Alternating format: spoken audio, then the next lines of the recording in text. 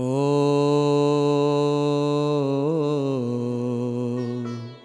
श्री परमात्मने नमः।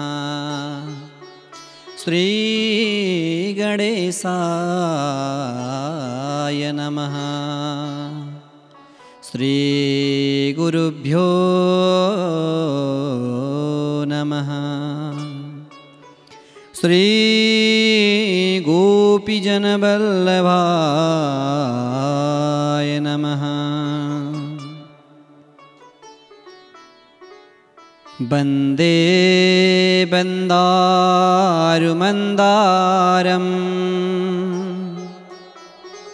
वृन्दावनविनोदिनीं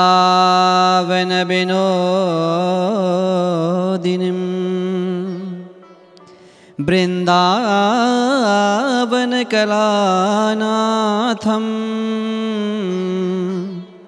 पुरुषोत्तममद्भुतम्।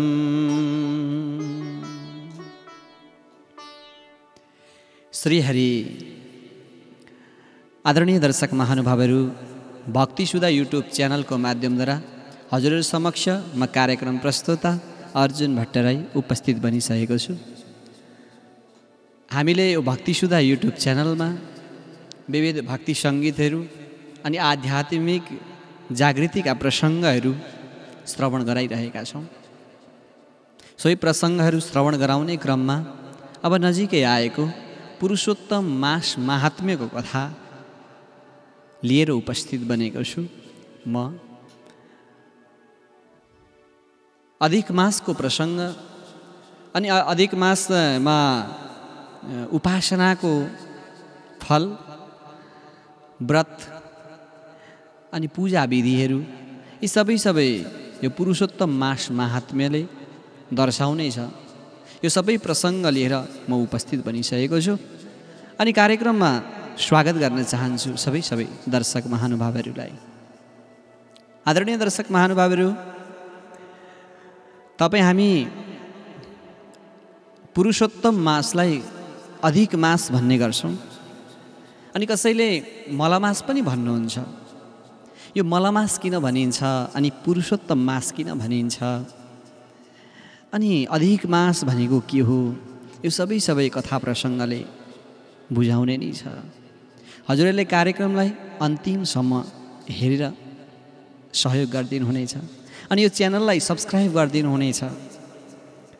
यो पुरुषोत्तम मास महात्म्य मात्रै नभएर विविध कथा प्रसङ्गहरू, भागवत आदिका कथा प्रसङ्गहरू पनि हजुरहरूलाई म श्रवण गराउनेछु यो च्यानलको माध्यमद्वारा। आदरणीय दर्शक महानुभावहरू, पुरुषोत्तम मास महात्म्य सबैभन्दा पहिला यहाँ मङ्गलाचरण गरिएको छ। भगवान पुरुषोत्तमलाई, परमात्मा कृष्णलाई नमन गर्नुहुन्छ। मङ्गलाचरण किन गरिन्छ भने अन्तर्मनमा भएका विकारहरूलाई परित्याग गरेर हृदयमा भएको कसमललाई फ्याँकेर हृदयमा मङ्गलताको भावना जागृति गराउनुलाई नै मङ्गलाचरण भनिन्छ। यहाँ ग्रन्थकर्ताले ग्रन्थको प्रारम्भमा मङ्गलाचरण गर्नुभएको छ। हामी पनि यो मङ्गलाचरणप्रति उन्मुख बनाउँ। वन्दे वन्दारुमन्दारं वृन्दावनविनोदिनीं वृन्दावनकलानाथं पुरुषोत्तममद्भुतम्। त्यस्ता भगवान कृष्णलाई नमन गर्नुहुन्छ। जो भगवान कृष्ण समस्त गोपीहरूका अन्तर्मनमा बस्न सफल हुनुभएको थियो। जो भगवान कृष्ण कल्प वृक्षको समान हुनुहुन्छ अनि सबै भक्तहरूको मनोरथलाई पूर्ण गर्नेवाला हुनुहुन्छ। त्यस्तो भगवानलाई नमन गर्दै ग्रन्थकर्ताले प्रसङ्गलाई अगाडि बढाउनुहुन्छ। नैमिसारण्य क्षेत्रमा शौनकादि 88,000 ऋषि महर्षिहरू लामो समयसम्म तपस्या गरेर यज्ञ अनुष्ठान गरेर बस्ने गर्नुहुन्थ्यो। ऋषि महर्षिहरू यज्ञ गर्न बसेका समयमा त्यहाँ 80 देवल पैल सुमन्तु पिप्पलायन सुमति कश्यप त्यसै गरेर भृगु अङ्गिरा वामदेव यी आदि ऋषि महर्षिहरू विविध ऋषि महर्षिहरू त्यहाँ आफ्ना शिष्यगणका साथमा तपस्या गरेर बस्नुहुन्थ्यो। एते शिष्या ब्रह्मेष्ठा वेद वेदाङ्ग पारगः एते शिष्या ब्रह्मेष्ठा वेद वेदाङ्ग पारगः सबै वेद वेदाङ्गमा पारङ्गत अनि शिष्यगणहरूका साथमा ऋषि महर्षिहरू त्यहाँ तपस्या अनि साधना उपासना गर्नका निमित्त निवास गर्नुहुन्थ्यो नैमिसारण्य क्षेत्रमा। त्यही समयको कुरा हो। सुत पौराणिक यस्ता तपस्वी साधकी ऋषि तीर्थयात्रा गर्ने क्रममा विविध क्षेत्रको भ्रमण गर्दै गर्दै तीर्थयात्राका निमित्त अगाडि निस्किनुभयो। तीर्थयात्रामथोद्दिश्य ज्ञात सुतोऽपि निर्गतः तीर्थयात्राका निमित्त निस्किनु भएको सुतजी महाराज पृथ्वीमा अनेक क्षेत्रको भ्रमण गर्दै जानुभयो। कस्ता ऋषि हुनुहुन्थ्यो सुतजी भन्दा असाध्यै सौम्य स्वभाव रहन गएको थियो। सुन्दर कान्तियुक्त उहाँको शरीर रहन गएको थियो। पीताम्बर वस्त्रलाई धारण गर्नुभएको, सुन्दर चन्दन लगाउनु भएको, शङ्ख चक्रले अलङ्कृत हुनुहुन्थ्यो। गोपी चन्दनमृत स्नया गोपी चन्दन लगाउनु भएको, परमात्मामा अन्तर्मन समर्पित गर्नुभएको अनि तुलसी मालाले सुशोभित हुनुभएको, जटा मुकुटले मण्डित हुनुभएको, अन्तर्मनमा हरे राम हरे कृष्ण यो मन्त्रलाई जप गर्दै आफ्नो यात्रालाई अगाडि बढाउनुहुन्थ्यो ऋषि सुत। हो सज्जन, भनौँ विविध ग्रन्थहरूले यस्ता सन्तको चर्चा परिचर्चा गर्नुहुन्छ। सज्जन, वास्तवमा सन्त त्यो हो जसले समस्त जीवात्माहरूको अन्तर्मनमा भएको भावनालाई बुझ्दै गर्नुहुन्छ। साधु त्यो हो जसले अर्काको कार्यलाई सिद्ध गर्न सक्छ।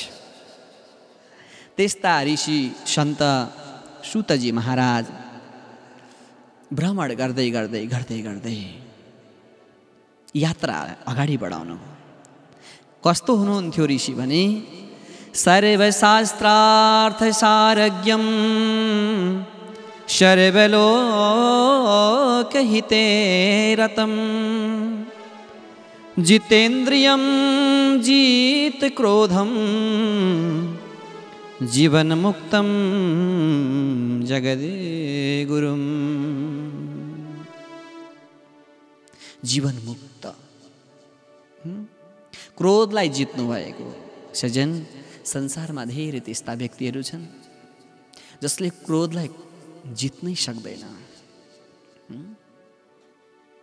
सन्त साधुले त नित्य निरन्तर क्रोधलाई जित्न सक्नुपर्छ। साधु सन्त अनि उन्मत्त भगवानको भक्त जो विद्वान छ उसले त काम क्रोध आदि वासनाहरूलाई नित्य जित्न सक्नुपर्छ, अनि मात्रै जीवन मुक्त बन्न सक्छ, अनि मात्रै जीवन उच्चतातर्फ उन्मुख बन्न सक्छ, अनि मात्रै परमात्माले तपाईँ हाम्रो जीवनलाई स्वीकार गर्नुहुनेछ। आज ऋषि सुतजी यस्ता उन्मत्त जीवन भएका, इन्द्रियहरूलाई जितेका, क्रोधलाई जितेका, काम क्रोध आदि वासनाहरूलाई जितेका यस्ता जगत गुरु, संसारका गुरु यस्ता सुतजी यात्रा गर्दै गर्दै गर्दै गर्दै गर्दै नैमिसारण्य क्षेत्रमा टुप्लुक्क पुग्नुभयो। नैमिसारण्य क्षेत्रमा पुग्ने बित्तिकै समस्त ऋषि महर्षिहरू त्यहाँबाट जराकजुरुक्क उठ्नुभयो। हो सज्जन, संसारमा आफूले मान्नुपर्ने मान्यजन आफ्नो अगाडि आयो भने सबैले सम्मान गर्नुपर्छ अनि झुक्नुपर्छ, आफ्नो शिर झुकाउनुपर्छ अनि नमन गर्नुपर्छ। किन नमन गर्ने विचार गर्नुहोस् त। प्रभु, आफूले नमन गरिसके पश्चात त्यो विद्वान पुरुषको, त्यो मान्यजनको ऊर्जा आफूप्रति केन्द्रित बन्छ। त्यो ऊर्जालाई आफूप्रति केन्द्रित बनाउनका लागि भए पनि आफूले झुक्नुपर्छ, शिर झुकाउनुपर्छ। यहाँ ऋषि महर्षिहरू सबैजना जुरुक जुरुक उठे। तम दृष्ट्वा सहसोत्थाय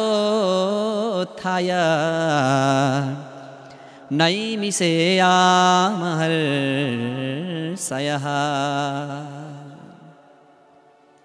नैमिषारण्य क्षेत्रमा सबै ऋषि महर्षिहरू सहसोत्थाय अतार अतार उठ्नुभयो, जुरुक्क उठ्नुभयो, परैबाट प्रणाम गर्नुभयो, नमन गर्नुभयो। नम्री भूय, हेर्नुहोस् त, सन्तको ऋषिको स्वभाव भनेको त्यस्तो हुन्छ।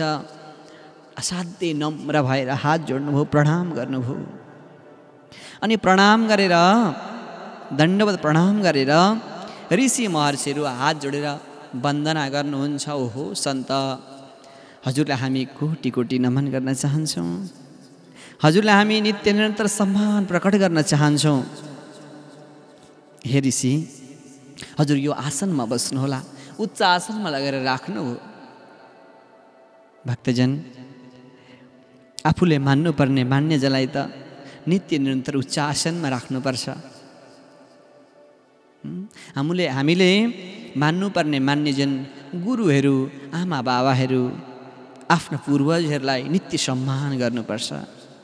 किन भन्नुहोस् त, त्यो त हाम्रो स्रोत हो नि। स्रोतलाई तपाईँ हामीले सेचन गऱ्यौँ भने नि जीवन मुक्त बन्छ। स्रोतलाई नित्य सम्मान गर्नुपर्छ। भर्खरै गयो पितृपक्ष, त्यो पनि हाम्रो स्रोत सेचनको एउटा मार्ग हो। विचार गर्नुहोस् त, वृक्षलाई नि हाँगा ओइलायो, पातहरू ओइलाए भने हाँगा पातमा पानी हाल्ने होइन नि प्रभु। पानी त फेदमा हाल्नुपर्छ। फेदमा हाल्यो भने हाँगा बिगाहरू, पातहरू, अनि उनीहरूमा पुनर्जागृतिको हुनेछ। त्यही भएर हामीले आफ्नो पूर्वजहरूलाई, आफ्नो स्रोतलाई नित्य सम्मान गर्नुपर्छ। आज ऋषि महर्षिहरूले आफूले मान्नुपर्ने मान्यजनलाई उच्च आसनमा लगेर राखे, यजन पूजन गरे, हात जोडे, वन्दना गर्दैछन्। भन्छन्, हे ऋषि, हजुर त सबै कुरामा विज्ञ हुनुहुन्छ, सबै कुरा जान्नेवाला हुनुहुन्छ। हजुरलाई हामी प्रश्न गर्न चाहन्छौँ। गुरुजी, संसारेऽस्मिन् सारे तो श्रोतव्यानि सहस्रशः, तत्र श्रेयस्करं स्वल्पं सारं भूतं च यद्भवेत्।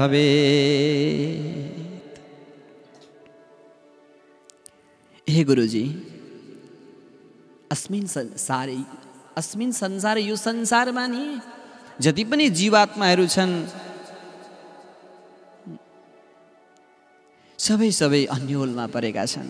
किनभने सबैको इच्छा हुन्छ, चाहना हुन्छ, एकमात्र सुखलाई प्राप्त गरौँ।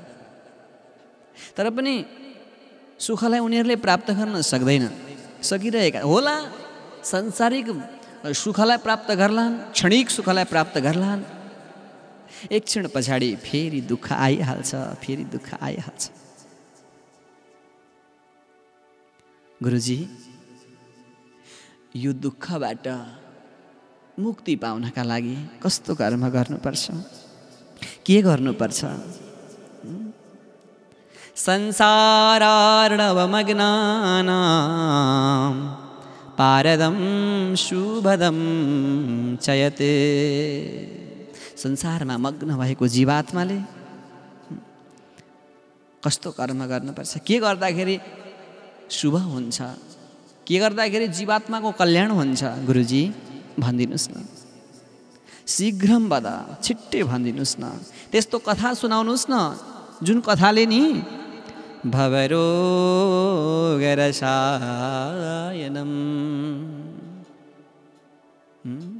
गुरुजी संसारको रोगबाट मुक्तिलाई प्राप्त गर्न सकियोस्, संसारको रोगबाट छुटकारा पाउन सकियोस्, हे गुरुजी भनिदिनुहोस् न। हामी त्यस्ता कथा प्रसङ्गहरू श्रवण गर्नका निमित्त लालायित बनेका छौँ गुरुजी, लालायित बनेका छौँ। हे गुरुजी भगवान श्री हरिका कथा प्रसङ्गहरू सुनाइदिनुहोस् न। ऋषि महर्षिहरूले यसरी प्रार्थना गरे, वन्दना गरे। सूत प्रोवाच प्राञ्जलि। यसरी ऋषि महर्षिहरूले प्रश्न गरिसके पश्चात सूतजी भन्नुहुन्छ, हे ऋषि महर्षि हो, तिमीहरूले साह्रै राम्रो प्रश्न गर्यौ, साह्रै सुन्दर प्रश्न गर्यौ। सुन, म तिमीहरूलाई यस्तो प्रसङ्ग सुनाउने छु। प्रभु, जब जीवात्मा नि सत्य कर्मप्रति उन्मुख बन्छ भने त्यो जीवात्माले कहिले पनि दुःखलाई प्राप्त गर्न सक्दैन, उसको जीवनमा कहिले दुःख आउँदैन। जीवन सुख प्राप्त गर्ने त एकमात्र मार्ग हो नि सत्य मार्ग।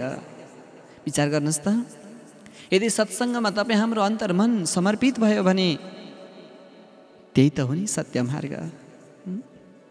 सत्य कर्मप्रति तपाईँ हाम्रो अन्तर्मन समर्पित भयो भने, तपाईँ हाम्रो अन्तर्मन सत्यप्रति समर्पित भयो भने त्यही त हो नि तपाईँ हाम्रो अन्तर्मनमा सुखको मार्ग। त्यतिखेर तपाईँ हाम्रा अन्तर्मनमा सुखका पुञ्जहरूको जागृति हुन्छ नि। आज ऋषि महर्षिहरूले यसरी प्रश्न गरिसके पश्चात सूतजी भन्नुहुन्छ, हे ऋषि महर्षि हो, म तिमीहरूलाई यस्तो खालको प्रसङ्ग सुनाउने छु। सुन, म तीर्थयात्रा गर्ने क्रममा विविध क्षेत्रमा गएँ। विप्रास्तीर्थम पुष्कर सङ्गीतम। म यात्रा गर्ने क्रममा पुष्कर नाम गरेको क्षेत्रमा गएँ, पुष्कर तीर्थमा गएँ। अनि त्यहाँ गएर स्नान गरेँ अनि आफ्ना पूर्वजहरूलाई तर्पणादि कार्य गरेँ, पितृहरूको यजन पूजन गरेँ। त्यहाँबाट पुनः यात्रालाई अगाडि बढाएँ, पुनः काशीमा गएँ जहाँ गङ्गाजी हुनुहुन्छ। गङ्गाजीको तटमा जहाँ भगवान विश्वनाथको निवास रहन गएको छ। प्रभु, हजुरहरू पनि जानुभएको होला, विश्वनाथ, भगवान विश्वनाथको दर्शन गर्नका निमित्त त्यहाँ गएँ अनि दर्शन गरेँ। त्यस पछाडि गयाम गत्वा तता परम, त्यस पछाडि गयामा गएँ अनि तर्पण आदि कार्य गरेँ। त्यहाँ पनि आफ्ना पितृहरूको सम्झना गरेँ।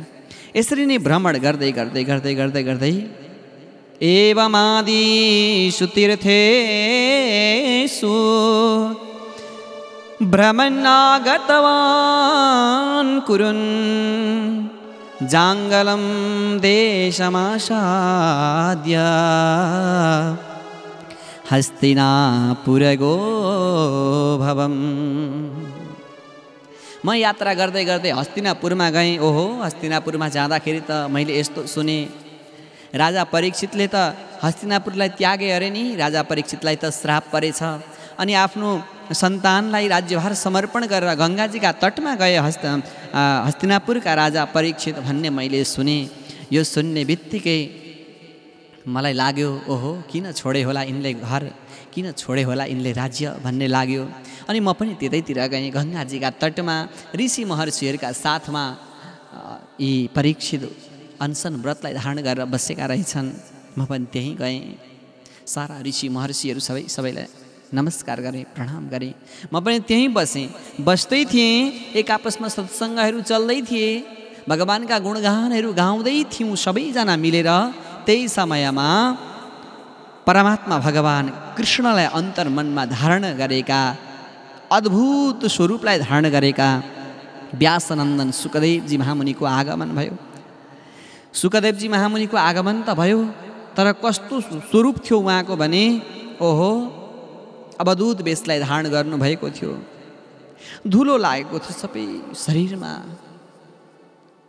फोरी जस्तो देखिनुहुन्थ्यो, बाहिरी आवरण त फोरी जस्तो देखिनुहुन्थ्यो। त्यही भएर होला गाउँका स्त्रीहरूले, बालबालिकाहरूले सबैले ओहो बहुला आयो। सजन, संसारमा अन्तर्मनलाई बुझ्नेवाला को छ र? विचार गर्नुहोस् त। कसैले बुझ्दैन। बहुला आयो भन्दै पछाडिबाट ढुङ्गाहरू डल्लाहरू हानिरहेका थिए सुखदेवजी महामुनिलाई। स्त्री गणैर धूलि हस्तैस्सा मक्षिकाभिर्गजो यथा। यस्ता सुखदेवजी महामुनिको आगमन भएपछि सारा ऋषि महर्षिहरू सबैले देख्नुभयो, ओहो पछाडिबाट स्त्रीहरूले अनि गाउँका त्यस्ता जुन नवयुवकहरूले अनि बालबालिकाहरूले डल्ला हान्दै अगाडि सुखदेवजी महामुनि भाग्दै त्यही टुप्लुक्क आउनुभयो। ऋषि महर्षिहरू सबैले देख्नुभयो, ओहो आज हाम्रो भाग्यको उदय भयो, किनभने व्यासनन्दन सुखदेवजी महामुनिको आगमन भयो। सबैजना जुरुक्क उठ्नुभयो, सहसोत्थाय हतार उठ्नुभयो अनि उठेर परैबाट नमन गर्नुभयो। यो उठेर स्वागत गरेको देख्ने बित्तिकै ती जति पनि आएका थिए बालबालिकाहरू पछाडिबाट खेदाइरहेका थिए, ती सबैले पश्चाताप गर्न लागे, ओहो हामीहरूले त उहाँलाई चिन्न सकेनछौँ, उहाँलाई जान्न सकेनछौँ। पश्चाताप समायुक्त, उहाँहरूलाई पश्चाताप भयो। अनि परैबाट शुकम नत्वा गृहान्ययो,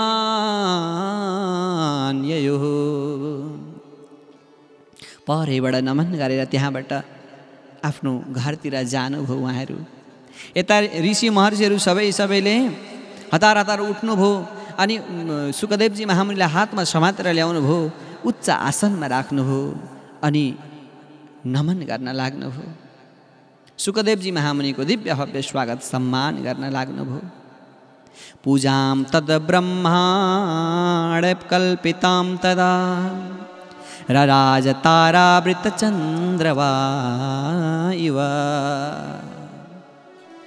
पूजन गरिसके पश्चात जसरी तारागणहरूका बीचमा चन्द्रमा सुशोभित भएर आकाशमण्डलमा निवास गर्नुहुन्छ नि प्रभु, त्यसरी नै ऋषि महर्षिहरूका बीचमा सुखदेवजी महामुनि आनन्दताका साथमा निवास गर्न लाग्नुभयो।